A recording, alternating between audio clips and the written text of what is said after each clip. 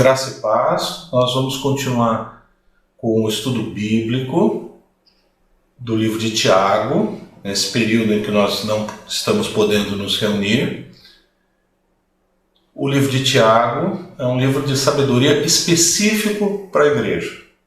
Então, no Antigo Testamento, os livros de sabedoria são Provérbios, Eclesiastes, parte do livro de Salmos, como protótipo, como principal conteúdo da sabedoria que Deus quer ministrar ao seu povo.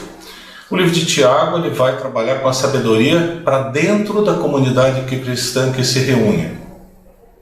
Ele não está abordando nenhum ensino novo, nenhum tema diferente, ele não está acrescentando, ele está procurando unir, juntar diversos ensinos de uma maneira prática, de uma maneira mais fácil de ser entendida, segundo o pensamento judaico da época. E no capítulo 2 existem duas grandes divisões. A primeira divisão, do capítulo 2, versículo de 1 a 13, existe um alerta contra a diferença de tratamento dentro da igreja, a partir dos seus membros. Ele dá uma pincelada sobre a lei, a gente vai aprofundar um pouco. Ele fala sobre a misericórdia de Deus também dentro da igreja.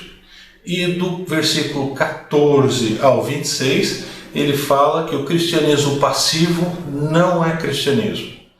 Vamos começar com a leitura, e nós vamos fazer uma segmentação a partir do próprio texto. Então, Tiago, capítulo 2, versículo 1.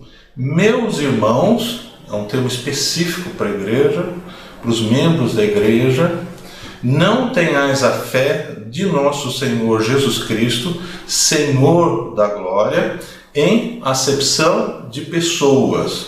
Não ter diferença entre as pessoas.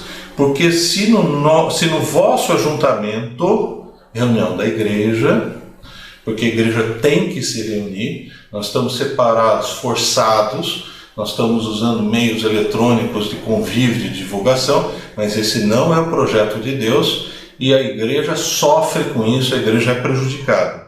Porque se no vosso ajuntamento entrar algum homem com anel de ouro no dedo, com trajes preciosos, e entrar também algum pobre com sórdido traje, ele está dizendo que se chegar alguém com um Rolex, se chegar alguém com roupa de grife e chegar outra pessoa com roupa de trabalho, uma pessoa muito simples, não se pode fazer diferença. E isso é uma coisa que acontece nas igrejas. As igrejas acabam sendo, até certo ponto, elitizadas. E elas têm que tomar muito cuidado com isso.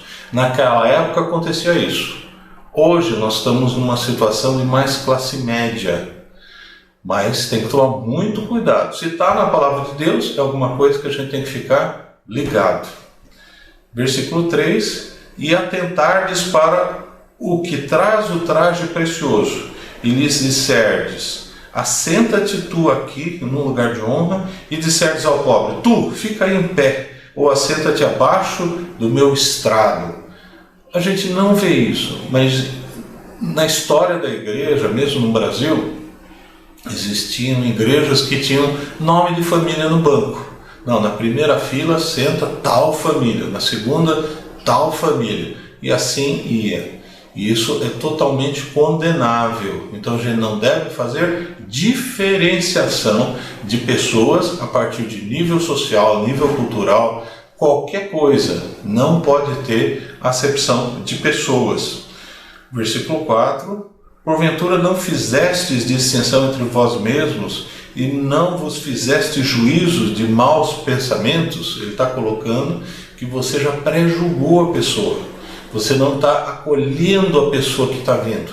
Uma diferença de uma igreja saudável e de uma igreja doente é que a igreja saudável é acolhedora. Quem vai a primeira vez é muito bem acolhido. Então, ele está com palavra de sabedoria chamando a atenção que a igreja tem que ser acolhedora. Ela não tem que ter atitudes diferentes a partir da característica externa. É lógico que nós vamos sempre ter empatia mais por um, mais por outro, mas empatia não é fazer uma seleção, não é fazer uma acepção, não é colocar lugares de destaques diferentes para pessoas diferentes. E aí ele faz uma citação. Ouvi, meus amados irmãos, porventura não escolheu Deus aos pobres deste mundo para serem ricos da fé e herdeiros do reino que prometeu aos que o amam? O que ele está falando aqui? Ele não está criando nenhum ensino novo. Ele está falando que Deus é procurado muito mais pelos pobres que têm necessidade na sua vida. Os que têm tudo na sua vida, eles já têm um conforto e eles não querem muitas vezes sair da sua zona de conforto. Eles não procuram a mensagem do Evangelho. Eles não querem buscar coisas diferentes ou novas. Então, o Evangelho, ele é uma mensagem muito mais aceita por aquelas pessoas que têm necessidades. Isso é uma constatação. Jesus mesmo falou que é muito difícil o reino dos céus ser procurado por alguém que é rico. E ele completa, mas a Deus nada é impossível. Então, existem ricos que se convertem, existem ricos que são alcançados pela graça do Evangelho. Mas dentro da igreja nós não devemos fazer acepção de pessoas. Mas vós desonrastes o pobre. Porventura não vos oprimem os ricos e não vos arrastam aos tribunais? Naquela época existia uma grande distinção entre senhores de terra, proprietários, ricos, e eles oprimiam, eles mesmos cobravam taxas pelas terras, eles mesmos cobravam e tiravam lucro, e quando não pagavam, eles levavam aos tribunais, e eles eram opressores. Então ele está colocando uma situação bem objetiva e bem prática. Por que vocês estão tratando com uma distinção maior os ricos se vocês eram pobres? Se vocês sabem o que a nossa sociedade valoriza, você quer trazer para a igreja a mesma coisa? Porventura não blasfemam eles o bom nome que sobre vós é invocado? Se um rico se apresenta como tal e não se comporta segundo a ética e a moral de Deus, ele está comprometendo o nome do Evangelho. Ah, mas aquele, você viu o que ele fez? Você viu que ele está envolvido em tal falcatrua? Ah, sei, ele é daquela igreja. Isso algumas vezes a gente ouve. Essa é a argumentação que Tiago está dando. Todavia, se cumprirdes conforme a Escritura, a lei real, aí ele vai começar a falar de lei, amarás a teu próximo como a ti mesmo, bem dizeis, ou bem fazeis. O que ele está dizendo aqui? Ele está querendo chamar a atenção, ele está introduzindo o aspecto da lei que a gente vai abordar um pouquinho. Tá? O primeiro ponto é que ele não está fazendo, como eu falei, ele não está trazendo ensino novo.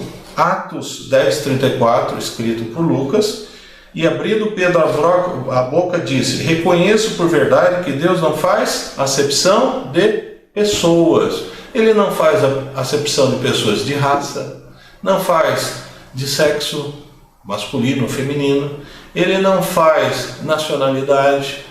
Deus chama todo mundo para o Evangelho. Se Deus não faz acepção de pessoas, nós também não devemos fazer. E Romanos 2:11, Paulo também fala a mesma coisa. Porque para com Deus não há acepção de pessoas. Então, não existe aos olhos de Deus e a gente não deve fazer esse tipo de distinção. Uma coisa que a gente tem que tomar muito cuidado, porque igrejas em que a gente vê que isso é praticado de uma maneira bem correta, as pessoas são tratadas como irmãos de fé, como pessoas iguais aos olhos de Deus, com dons diferentes, maturidades diferentes, idades cristãs diferentes, necessidades particulares, mas todos devem ter o mesmo comportamento uns com os outros, a gente vê o contrário. A gente vê, inclusive, excessos. Então, eu já tive a oportunidade de encontrar pessoas que uns são empregados e outros são chefes, ou mesmo donos do negócio. E o dono, o chefe, trabalha bem, ele trata bem, tem uma boa ética cristã. E, infelizmente, alguns se apropriam disso e falam, não, mas ele é meu chefe, mas ele é meu irmão em Cristo. Então, eu posso fazer o que eu bem entendo. Cuidado! A Escritura fala que a gente tem que dar um bom testemunho sobre hierarquia no trabalho, hierarquia na profissão. 1 Timóteo 6,1 fala assim: todos os servos que estão debaixo do jugo estimem aos seus senhores por dignos de toda honra, para que o nome de Deus e a doutrina não sejam blasfemados. Então, cuidado. Você, se tem um chefe, se você tem um patrão, você tem que dar o seu testemunho. Mas ele é meu irmão em Cristo, então eu dou um tapinha nas costas? Não. A hierarquia fora da igreja, ela existe. São duas coisas que devem coexistir muito bem em harmonia. Eu comentei com vocês que ele começa a falar da lei. Versículo 8.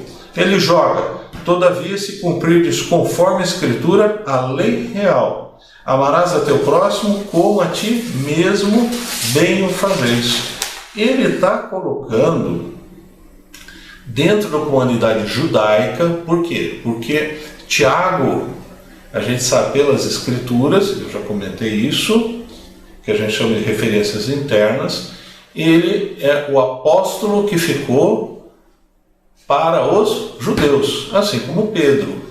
E então ele está falando para uma comunidade inicialmente, basicamente judaica, que se expande. Essa carta é universal, porque a gente já viu no versículo 1 que ele fala as 12 tribos da dispersão, o que estão dispersas. Então é uma carta universal para todo mundo.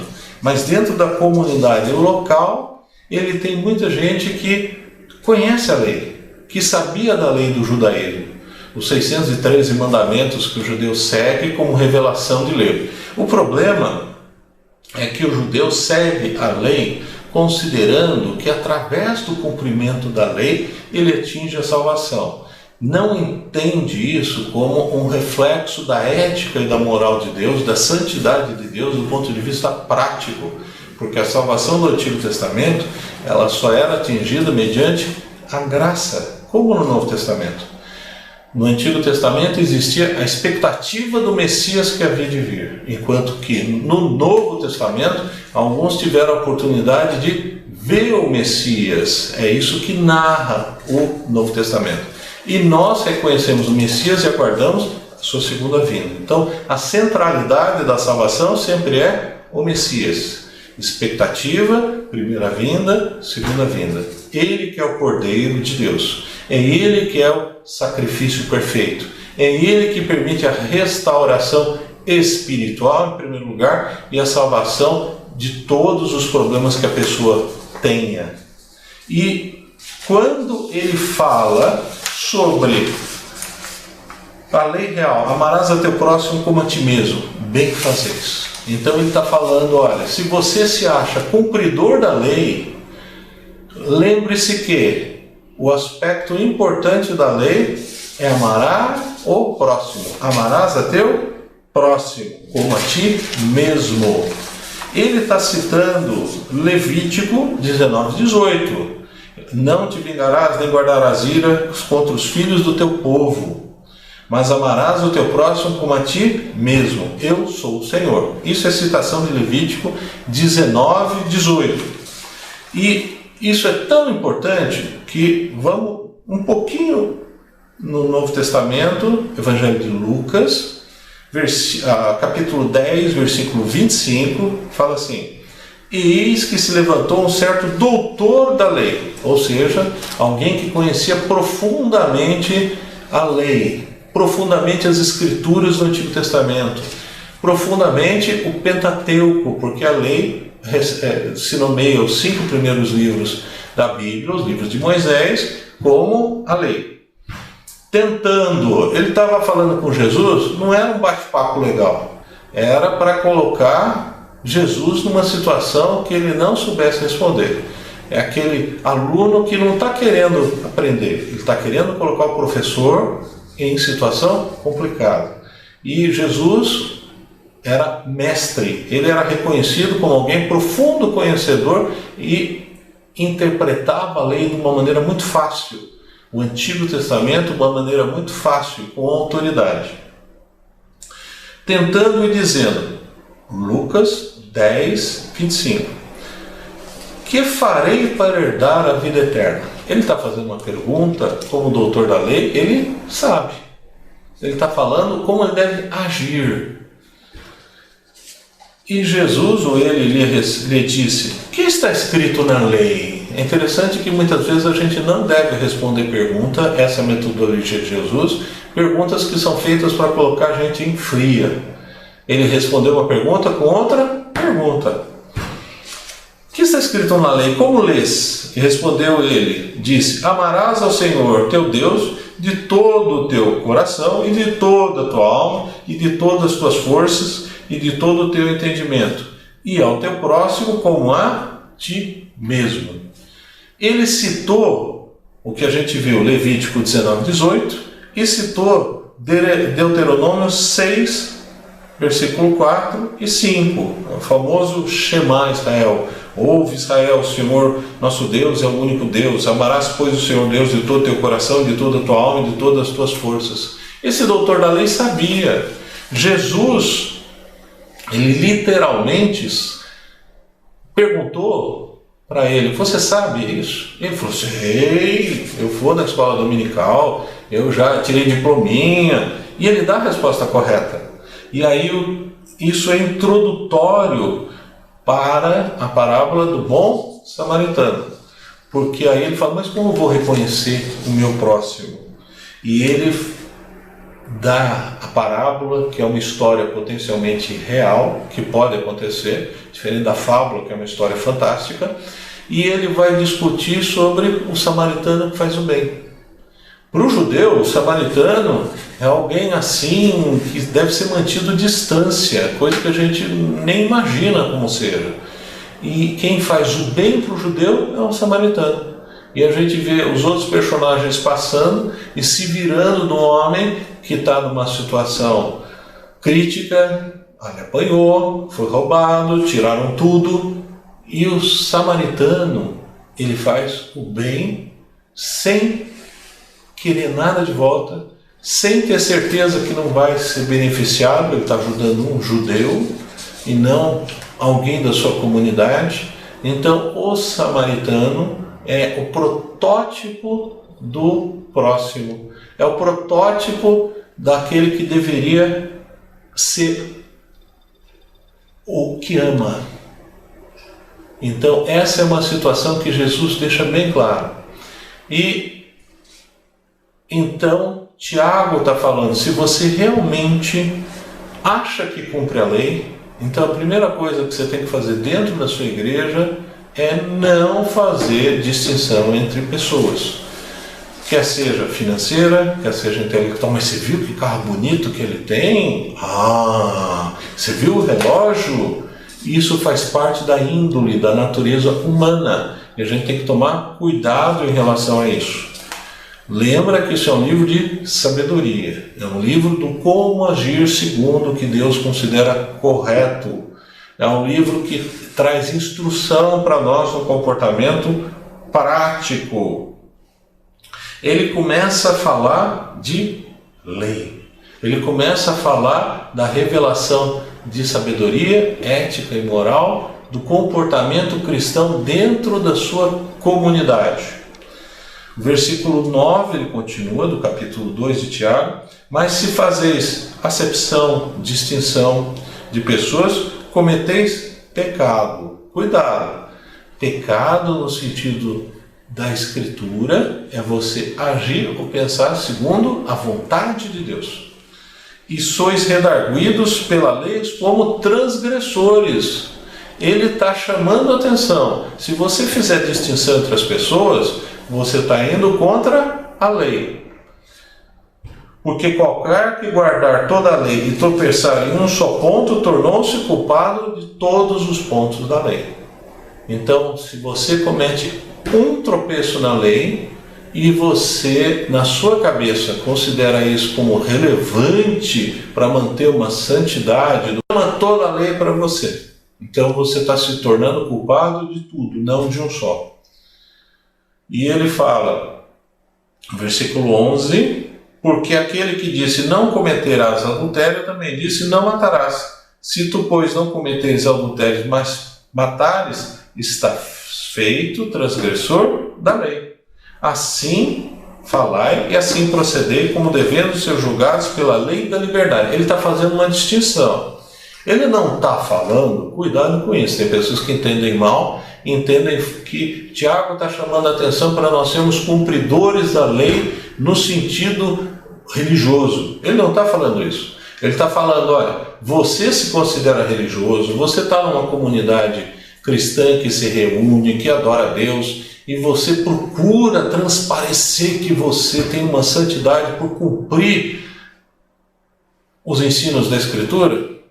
Cuidado, porque a Escritura, ela aponta a lei como mecanismo de direcionamento ético e moral. Romanos 7,12 fala, assim a lei é santa e o mandamento santo, justo e bom. Porque quem criou a lei? Foi Deus. Deus criou a lei para mostrar, esse é o padrão que eu quero. Mas a salvação não é por causa disso. A salvação somente pela graça. Efésios 2, 8 a 10, porque pela graça sois salvos, por meio da fé, isto não vem de vós, é dom de Deus.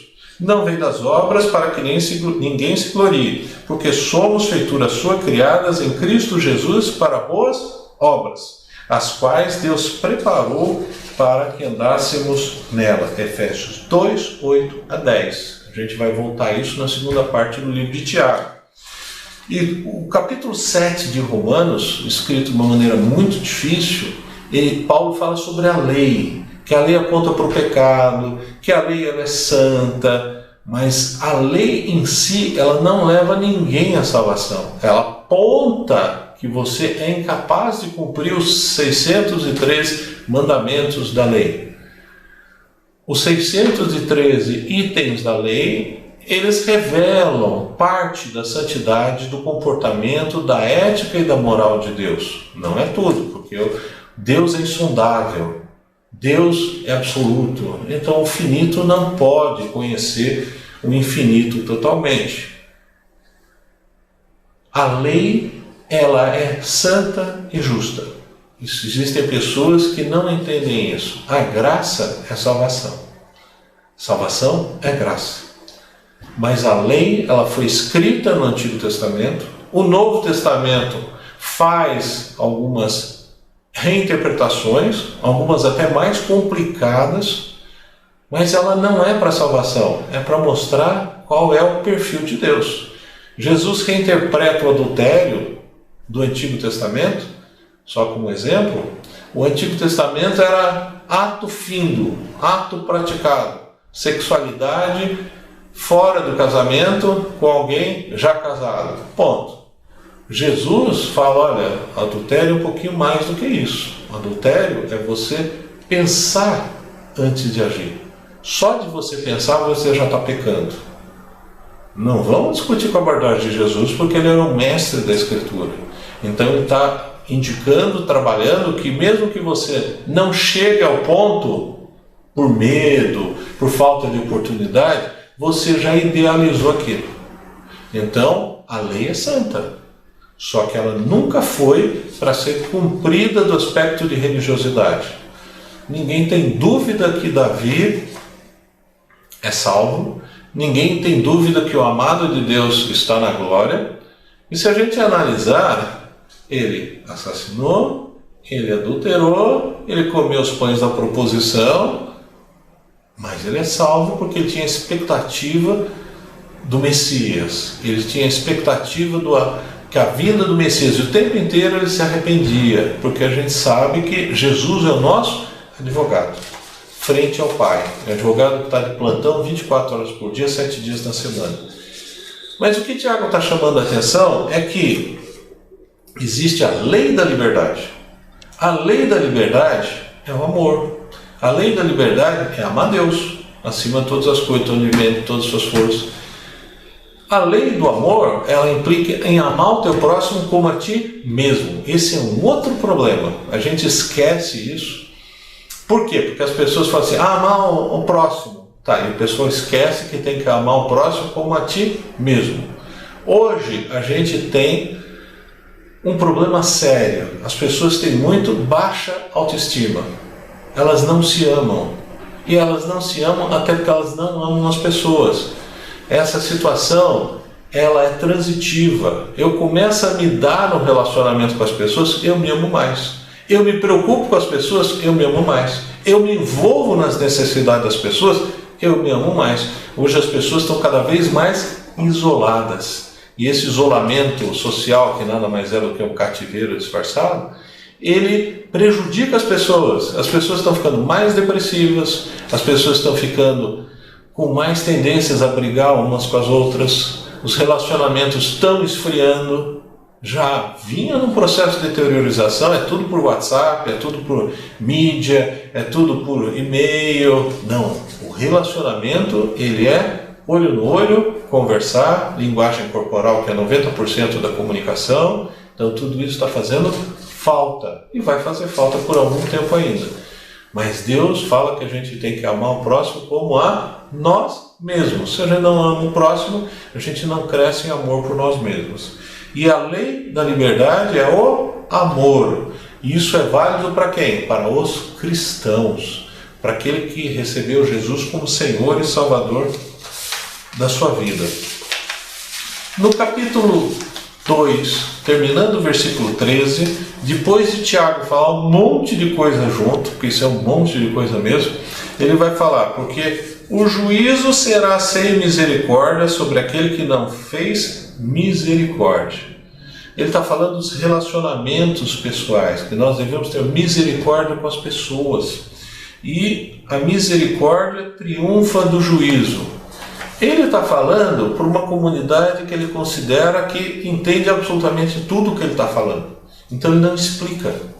A misericórdia de Deus é tratar no processo de restauração, se aproximar da pessoa, ver as necessidades dela como um agente do amor de Deus, é algo essencial da igreja. E o irmão que faz isso, ele está trazendo bênção para a sua vida, ele está trazendo restauração. Romanos 8:2, Paulo fala, porque a lei do Espírito de vida em Cristo Jesus me livrou da lei do pecado e da morte. Ele está falando do Espírito de vida, lei do Espírito de vida, é o amor. Em comparação, a lei escrita que aponta o pecado, a lei do Espírito de vida, a lei que Tiago também chama a atenção, que ele fala que lei da liberdade, e Paulo fala lei do Espírito de vida, é o amor pelo próximo, o amor por Deus, o amor por nós mesmos. Romanos 8:2, porque a lei do Espírito de vida em Cristo Jesus me livrou da lei do pecado e da morte. Jesus é quem tira o peso do pecado, Jesus é quem tira a morte espiritual que vem sobre as pessoas que não reconhecem Jesus como Senhor e Salvador. Salmo 86:15 diz assim, mas tu, Senhor, és Deus compassivo e bondoso, tardio em irar-se e grande em misericórdia e fidelidade. Então, até o versículo 13, Tiago está falando sobre que nós não devemos fazer acepção, distinção de pessoas. Nós devemos procurar tratar as pessoas indistintamente, chamando a segunda parte do resumo da lei do Antigo Testamento, que é amarás a teu próximo como a ti mesmo. Essa ação que a gente precisa ter, não fazendo acepção e amando ao próximo, ela demonstra que a gente consegue ser agente da misericórdia de Deus na vida das pessoas. Se você quer ser religioso, cuidado com isso, porque todos nós somos religiosos, todos nós temos práticas de espiritualidade, mas a verdadeira prática de espiritualidade são coisas diferentes do que muitas vezes a gente imagina. É amar o próximo, em primeiro lugar, não fazer distinção de pessoas, é isso que ele está enfocando. E ele bate muito em que a verdadeira religião é, além de amar o próximo, atender às necessidades dos órfãos e das viúvas. Amar o próximo, que muitas vezes não vai fazer distinção nenhuma, não vai fazer nada para nós em retorno. Essa é a temática que Tiago está abordando. Graça e paz. Nós vamos continuar depois do versículo 14, quando ele vai abordar o tema que cristianismo passivo não é cristianismo. Até lá.